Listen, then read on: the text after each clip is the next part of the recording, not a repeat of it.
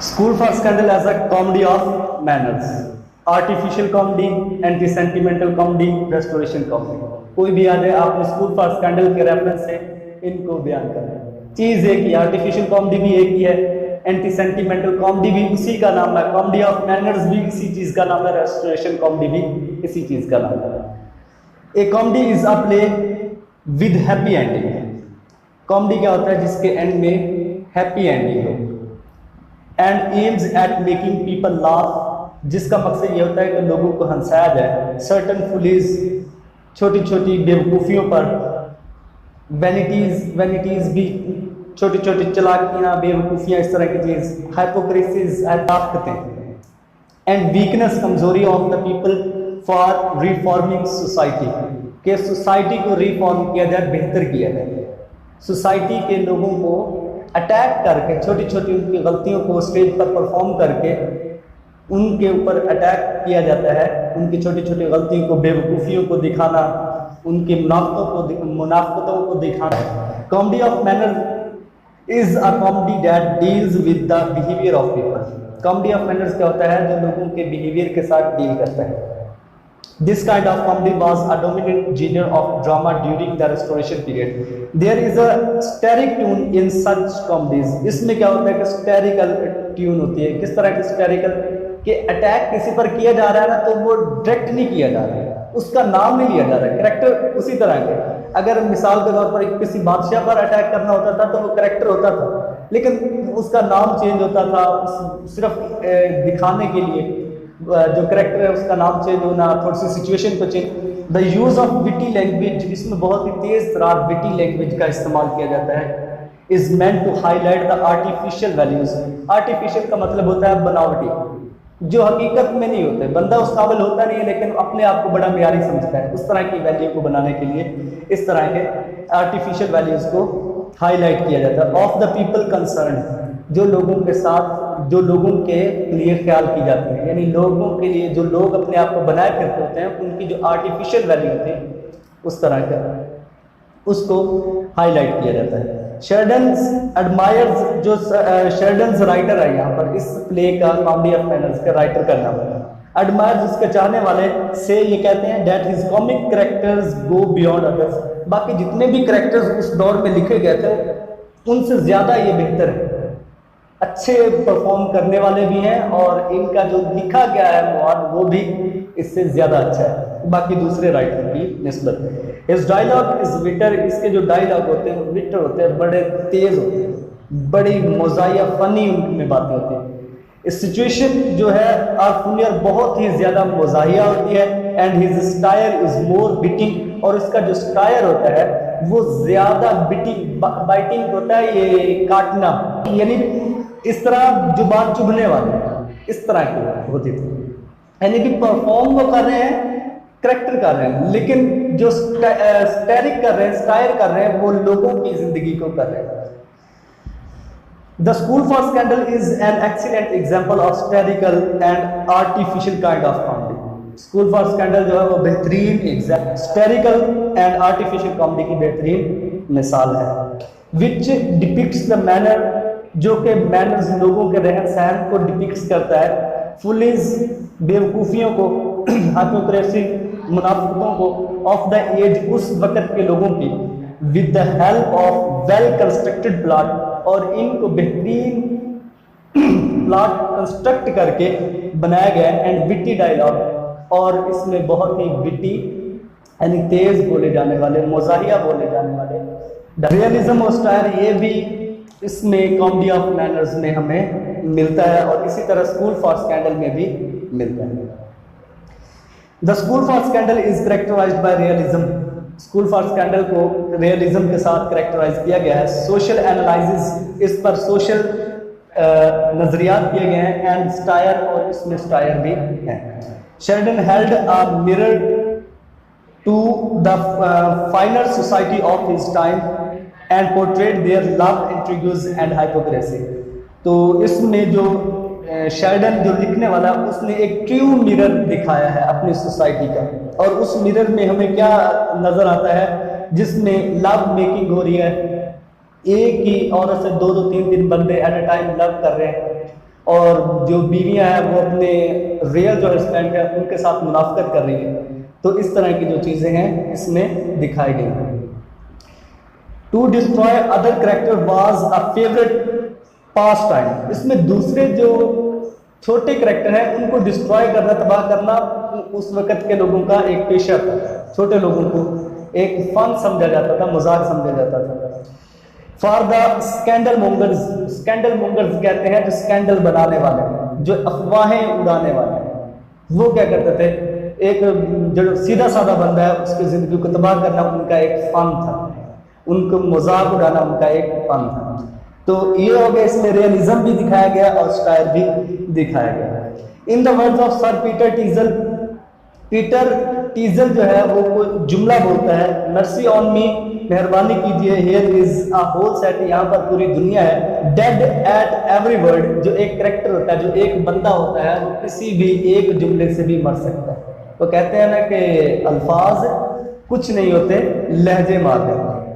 तो इस तरह का ये इसका बनेगा। वो कहते यहाँ पर यही कहता है कि पूरे यहाँ पर आपको पूरे का पूरा जुमला बोलने की जरूरत नहीं है, जो मरता है वो एक ही वर्ड से बंदा मर जाता है, लहजों से भी मर जाता है। The principal in this school for scandal are lady Sneerwell. यहाँ पर जो प्रिंसिपल करेक्टर है, जो सारे एक ड्रामे का यानी भी जिसके सर पर चल रहा है, अफवाहें उड़ाने वाली लेडी स्नीरवेल है, and a man named snake, और उसका साथी उसने जो हायर किया वो स्नेक है। Who like to collect gossip, वो उनका काम क्या है कि उन्होंने अपने हमसाओं की, अपने जो करीब तरीन लोग रहते हैं उनके गॉसिप इकट्ठी करनी, यानी उनके साथ गपशप करना, उनसे बातों बातों में बहुत सारी बातें इकट्ठी करनी। About their neighbours and others in London society, जो लंदन में लोग रहते थे उनके साथ उनकी बातें, उनके साथ बातें करना और इन्हीं बातों को अफवाहें बनाना, ये इनका काम था दोनों का, लेडी स्नेरवेल का और स्नेक का। अब इसमें विट्टी डायलॉग भी है, मुजाहिया डायलॉग भी बहुत ज्यादा मिलते हैं। Comedy of manners depends on sparkling dialogue. Comedy of manners में स्पार्कलिंग डायलॉग होते हैं, तेज यानी चुभने वाले जो डायलॉग, वो हमें कॉमेडी ऑफ मैनर्स में मिलते हैं। क्या हम स्कूल फॉर स्कैंडल में भी मिलते हैं, ये हमने यहाँ से प्रूव करना है। In the school for scandal the conversation between the Teazle is one of the excellent, between the Teazle is one of the excellent example of शेयर्ड एंड वेट्स। अब टीजल से क्या मुराद है, लेडी टीजल और उसका मियाँ पीटर टीजल, ठीक हो गया। अब इन दोनों के दरमियान जो एक कन्वर्सेशन हुई है उससे ये साबित होता है कि वाकई कॉमेडी ऑफ, ये school for scandal as a comedy of manner है, क्योंकि कॉमेडी ऑफ मैनर में विट्टी डायलॉग होते हैं। अब क्या कहती है लेडी टीजल, अथॉरिटी, अथॉरिटी का मतलब क्या होता है, दबाव डालना। नो टू बी श्योर, मुझे, मैं यकीन नहीं करती कि मुझ पर कोई दबाव डाले, अथॉरिटी करे। If you wanted authority over me, अगर आपने मुझ पर कानून लागू करना, अपनी बात को मनवाना, इसका मतलब ये भी हो सकता है। If you wanted authority over me, अगर आप मुझ पर अपना ही कानून लागू करना चाहते हैं, यू शुड हैव अडॉप्टेड मी, आपको मुझे अडॉप्ट करना चाहिए था, एंड नॉट मैरिड मी, ना कि मुझे मेरे साथ उसने यानी शादी करनी चाहिए। तो ना उसको वो पैसे देता है ना कुछ देता है, तो उसके साथ उसका अपने खामद के साथ जो रिलेशन होता है वो कमज़ोर पड़ जाता है और वो बाहर दूसरे लोगों के साथ कनेक्शन बनाना शुरू कर देती है। Lady Teazle is one of the most important vehicles for शेयर्ड इन वेट। अब लेडी टीजल जो है वो बाकी करेक्टर, उसने एक प्ले तो नहीं लिखा ना, और भी कॉमेडी ऑफ मैनर्स लिखे हैं, तो उन सारे प्लेज में से लेडी टीजल का जो करेक्टर है ये विट के हिसाब से बेहतरीन करेक्टर यहाँ पर पाया गया है। Without her daily quarrel with sir Peter this would be a boring play. अगर इन दोनों के दरमियान आपस में लड़ाई झगड़ा ना होता, डेली की दोनों की आपस में बहस होती, कभी पैसे पर हो रही होती है, कभी चीज़ें खरीदने पर हो रही होती है, कभी आर्टिफिशियल चीज़ें, वो कहता है कि आपको क्या ज़रूरत है, पीछे तो आपने और ज़िंदगी गुजारी, अब आप कहते हैं कि मुझे अयाशी वाली ज़िंदगी गुजारने दें। तो अगर इनके दरमियान ये लड़ाई वगैरह के सीन ना होते तो ये एक बोरिंग प्ले होता है। Hypocrisy and love of money. Hypocrisy मुनाफिकत को कहते हैं और लव फॉर मनी पैसे के लिए मोहब्बत। Another striking feature of those comedies is the hypocrisy of the characters. Hypocrisy होती है, मुनाफिकत होती है, ठीक हो गया। अब जो लेडी डीजल है वो अपने खामद को धोखा देती है और जो दूसरा जोसेफ है उसके साथ उनका कनेक्शन होता है, और जोसेफ जो है वो कहने को कहता है कि मैं मारिया से लव करता हूँ, लेकिन हकीकत में वो उससे लव नहीं करता बल्कि उसके पैसे के लिए उसके साथ लव करता है, ठीक हो गया। अब इधर लेडी स्नीरवेल जो है वो ये अफवाह तो उड़ा देती है कि ये चार्ल्स और लेडी डीजल का आपस में चक्कर चल रहा है, लेकिन ऐसा होता नहीं, हालांकि वो खुद उसके साथ पैसे के लिए शादी करना चाहती है। एंड में भी ये साबित कर देती है कि मेरी और चार्ल्स के आपस में शादी होने वाली है, लेकिन जो उसका एक करैक्टर होता है स्नेक वो आ जाता है, रॉली उसको ले आता है और वो कहता है कि नहीं जी इस तो सारी अफवाह है, इसमें कोई भी हकीकत नहीं है, सारा ड्रामा वहीं पर खत्म है। The most memorable quotes is lady Fidget do not use the word naked. अब यहाँ पर फेडजिस्ट जो है ये do not use the word naked word इस्तेमाल ना करो। नेक्ड का वैसे मतलब होता है बरहना होना। The four plots of the school for scandal are very skillfully constructed by the agency of the hypocrite Joseph। अब चारों जो ये प्लॉट है, प्लॉट से मुराद ये होता है कि कभी सीन इधर शिफ्ट हो गया, कभी सीन इधर शिफ्ट हो गया। अब उन सीन को एट अ टाइम स्टोरी को दोनों को मिलाकर चलना ये एक प्लॉट। इसमें बड़ी महारत के साथ इसको प्लॉट को कनेक्टेड किया गया है किसके साथ, जोसेफ की जो क्या है हाइपोक्रेसी, मुनाफिकत क्या है कि वो अपने ही भाई से जिससे वो मोहब्बत करता है उसका भाई, उसके साथ वो क्या कर रहा है प्यार करने की कोशिश करता है, वो उसको कई दफा प्रपोज भी करता है लेकिन क्या हो जाता है रिजेक्ट हो जाता है। तो उसी के साथ अपना जो दूसरा चच्चा है जो भी उनका रिश्तेदार है उसकी बीवी के साथ उसका भी ताल्लुक है, ठीक हो गया। यानी सारे के सारे जो प्लॉट हैं, चार के चार जो सीन है उसमें इसकी हाइपोक्रेसी सामने होती है। मारिया का जो सर पीटर देखभाल कर रहा था उसका कोई और नहीं होता, लेकिन जो मारिया जवान होगी तो उसका अच्छा भला उसकी जायदाद में हिस्सा है, उसके पास पैसे वाली, इसलिए तो वो दोनों यानी भी कोशिश करते हैं कि किसी न किसी तरह से किसी एक के हाथ में आ जाए। तो जोसेफ जो है वो लालची है, चार्ल्स वो इस तरह का माइंड नहीं रखता। वैसे फजूल खर्च है, जितना उसके पास अपना जाती पैसा था वो उसने जाया किया हुआ, लेकिन स्नीरवेल को और ये स्नैक वगैरह को पता था कि एक दिन इसके पास पैसा आना है तो चच्चा दूसरे की जानब से आना है। दूसरा चच्चा क्या नाम है उसका, ऑलिवर। तो किसी ना किसी तरीके से इसने एक दिन अमीर होना है, चलो और कुछ नहीं, इसकी बीवी बन गई तो गुजारा हो जाएगा। Joseph is courting Maria, courting से मुराद वैसे तो कोर्ट मैरिज होता है, लेकिन यहाँ पर क्या होता है कि शादी के लिए प्रपोजल करना है, ठीक हो गया। Joseph is courting Maria, Maria को प्रपोज करता है।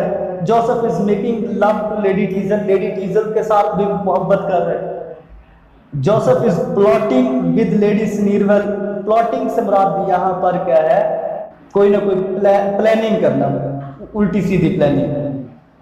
Joseph is plotting with lady Sneerwell, lady Sneerwell के साथ वो बैठकर प्लॉटिंग भी कर रहे हैं, अफवाहें उड़ाने फला काम कर। Joseph is playing the false friend to Sir Peter, false friend हो गया ना, उसमें अच्छा तो नहीं है कि उसी की बीवी के साथ वो उसके रिलेशन कायम किया, तो फॉल्स फ्रेंड हो गया ना। वैसे उनकी नज़र में वो क्या बना हुआ है, सही बना हुआ है कि ये बंदा ठीक है, लेकिन वो है। Joseph fingers is in every part, Joseph जो है वो हर काम में क्या करता है, इन फिंगर का मतलब होता है हाथ अड़ाना यहाँ पर, यानी कि हाथ कोई काम भी उसने नहीं छोड़ा, कोई मकसद के लिए उसने कोई हर उल्टा सीधा काम लाजमी किया। Joseph major wish is love for money, love of money, जो उसकी बड़ी जो मसला था वो मोहब्बत थी मनी के लिए, वो चाहता था कि मारिया से वो किसी न किसी तरीके से शादी उसकी हो जाए, पैसा आ जाए। He has apparently no love for Maria, उसको हकीकत में कोई मोहब्बत नहीं है मारिया से, only he loves for money.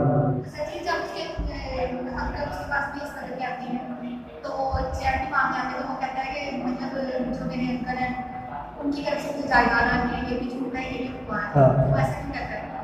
पैसे ना देने पड़ते, यानी वो इतना कंजूस है कि कोई भी ऐसा तरीका नहीं छोड़ता कि मैं इसको पैसे दे दूं। कहीं कोई ऐसी बात नहीं करता कि किसी न किसी तरह, हालांकि वो ये तो हमने लाइन पढ़ी है, ये सुनी है ना, तो वो इस तरह कहता है, लेकिन और भी डिटेल होगी ना। अगर पूरा ड्रामा इतना मोटा लिखा हुआ तो उसमें पता नहीं क्या कौन कौन से तरीके से वो पैसे मांगने की कोशिश करता। तो फिर उसने ये जवाब दिया कि मुझे तो उससे पैसे मिलने की तो वो है ही नहीं। ठीक हो गया। अच्छा जी, he has apparently no love for Maria, वो उससे कोई मोहब्बत नहीं करता। He only wants her fortune, लेकिन उसके पास जो चीजें हैं, फॉर्चून का मतलब उसकी जो पास, मारिया के पास जो चीजें हैं उसके लिए सिर्फ मोहब्बत करता है, बाकी उससे मोहब्बत नहीं। अब इसमें कॉमिक सिचुएशन भी कॉमेडी ऑफ मैनर्स का हिस्सा होती है।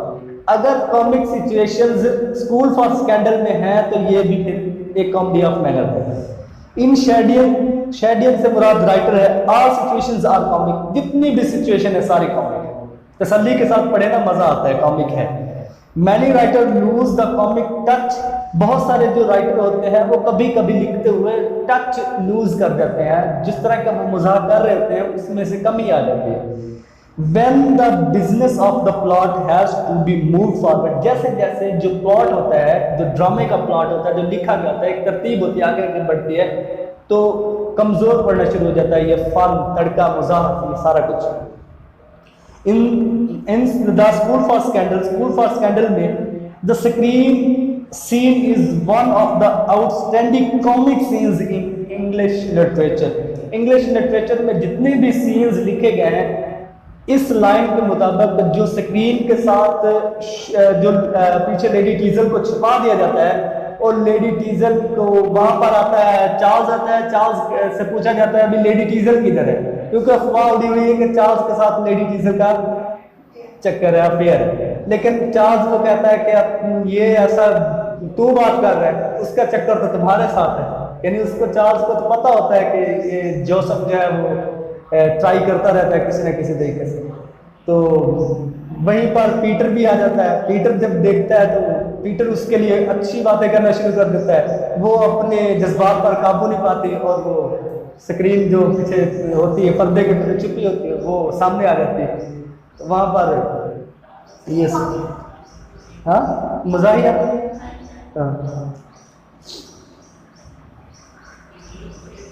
Joseph attempt at seduction is interrupted by the arrival of Lady Teazle's husband.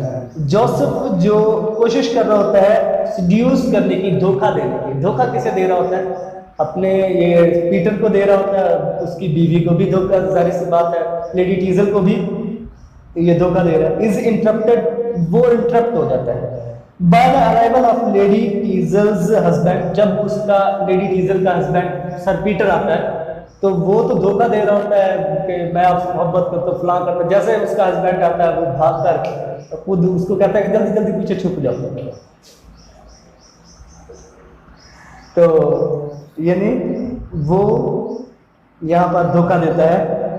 She hides behind the screen, वो क्या करते हैं अपने आप को छुपा लेती है एक स्क्रीन के पीछे। A number of laughter are produced, बहुत सारे जो लॉफ्टर हैं वो प्रोड्यूस होते हैं, पैदा होते हैं by the further situation in this play, in this scene. इस सीन में बाकी भी और ऐसी सिचुएशंस हैं जिसमें वो काफ़ी मज़ा आता है, काफ़ी लाफ्टर उठता है, हंसना पड़ता है ऑडियंस को। वो क्या है कि बाहर लोग जमा हो जाते हैं कि दोनों भाई अंदर हैं, लेडी टीजर भी अंदर है, पकड़ी गई है। लोग बाहर इंतज़ार कर रहे हैं कि वो कहीं पीटर जो है वो दोनों भाइयों के हाथों से पिट तो नहीं गया। लोग सवालात करते हैं, अंदर देखने के, अंदर आने की कोशिश करते हैं। तो इस तरह की सिचुएशन हो जाती है। अब इसमें लव इंट्रोड्यूस भी होता है। लव इंट्रोड्यूस से मतलब होता है 3 एंगल लव। ठीक हो गया, 3 एंगल 4 एंगल, कोई पता नहीं कितने एंगल होते हैं। कहीं ना कहीं कोई ने बीवी एक की है, लव बहुत ज़्यादा हो रहे हैं, तो एक लड़की उसके साथ 2-3 लव करने वाले, इस तरह की सिचुएशन भी होती है। Lady Sneerwell is in love with Charles. हकीकत में जो लेडी स्नेरवेल है वो चार्ल्स से ही मोहब्बत करती है। पता है उसे कि एक दिन पैसा मिलना है, अमीर होना उसका। ठीक हो गया, उसको हासिल करने के लिए वो सारा प्लान करती है। एंड शी जॉइंस, वो ये क्यों कहते हैं कि चार्ल्स का लेडी टीजल के साथ कनेक्शन है? ये कभी सोचा है? इसलिए कि ये अफवाह उड़ेगी, चार्ल्स बुरा होगा, ठीक हो गया, सर पीटर इसे अपने घर से निकाल देगा, जो भी रिश्ता इनके साथ खत्म हो जाएगा। तो चार्ल्स को बाद में क्या किया जाएगा कि एक नई अफवाह उड़ाई जाएगी कि चार्ल्स जो है वो मुझसे मोहब्बत करता है, मैं उससे मोहब्बत करती हूँ, तो हम शादी करते हैं, ठीक हो गया। And she joins hand with Joseph, और वो चार्ल्स को हासिल करने के लिए क्या करती है, जोसेफ के साथ हाथ मिलाती है, to hinder the marriage of Maria and Charles, कि जो मारिया और चार्ल्स की शादी होने वाली उसको किसी न किसी तरह हाइंडर किया जाए, खत्म किया जाए, दबा दिया जाए। Joseph helps her in this intrigue, Joseph इसलिए उसकी मदद करता है इस प्लानिंग में, because he himself wish to marry Maria, के किसी न किसी तरह, यानी भी ये अगर लेडी डीजल के साथ इसका अफेयर बनाकर उड़ा दिया जाएगा तो वो तो एक साइड पर काम हो जाएगा, लेकिन इसमें फायदा ये हो जाएगा कि चार्ल्स इससे दूर हो जाएगा मारिया से, और मैं करीब हो जाऊंगा मारिया के, मारिया से शादी भी हो जाएगी और पैसा भी आ जाएगा। He himself wished to marry Maria, क्योंकि वो खुद ही मारिया से शादी करना चाहता है, ख्वाहिश रखता है। Such intrigues are an essential feature of comedy of manners, और ये बहुत ही लाजमी हिस्सा होते हैं किसके, कॉमेडी ऑफ मैनर्स में, इस तरह के जो सीन होते हैं। क्रेज फॉर फैशन, अब क्रेज भी है, लालच है फैशन के लिए, इसमें हमें फैशन भी मिलता है, कॉमेडी ऑफ मैनर में भी मिलता है, और स्कूल फॉर स्कैंडल में भी हमें मिलता है। अगर स्कूल फॉर स्कैंडल में मिलता है तो ये the craze for fashion receive hysterical treatment in the person of lady Teazle. Lady diesel fashion के लिए बड़ा रोती है, अपने खामन को कहती है कि मुझे बस पैसा पैसा पैसा पैसा दे दो, मैंने कपड़े खरीदने हैं, फलां चीज़ खरीदनी, मेकअप खरीदना है। तो जिस तरह के वो लोगों को देखती है उसी तरह वो बनने की कोशिश करती है। When Sir Peter criticize her, जब क्रिटिसाइज करता है सर पीटर, उसे तनकीद करता है, शी सेज, वो कहती है, माई एक्सट्रावेगेंस, क्या मैं फजूल खर्च हूँ, मेरी फजूल खर्ची है। I am sure I am not more extravagance, मैं कोई इतनी ज्यादा फजूल खर्च नहीं हूँ, then a woman of fashion ought to be, जितना एक जो फैशन करने वाली औरतें होती उनके बराबर मैं कुछ भी नहीं हूँ, ठीक हो गया, ये इसकी लाइफ। अब इसको जी कंक्लूड भी करते हैं। School for scandal is an excellent example of comedy of manners, school for scandal जो है वो एक बेहतरीन एग्जांपल है कॉमेडी ऑफ मैनर्स की। It has all the qualities of restoration comedy, ये जितनी भी कॉमेडीज रेस्टोरेशन में लिखी गई है इसकी बेहतरीन एक एग्जांपल है। लाइक अदर ड्रामेटिस्ट, दूसरे ड्रामेटिस्ट जो उस वक्त कॉमेडी ऑफ मैनर्स लिख रहे थे, Sheridan made good effort to achieve success in making his drama as a comedy of manner, अपने ड्रामा को बेहतरीन सक्सेस हासिल करने के लिए उसने बहुत ही अच्छी मेहनत की है।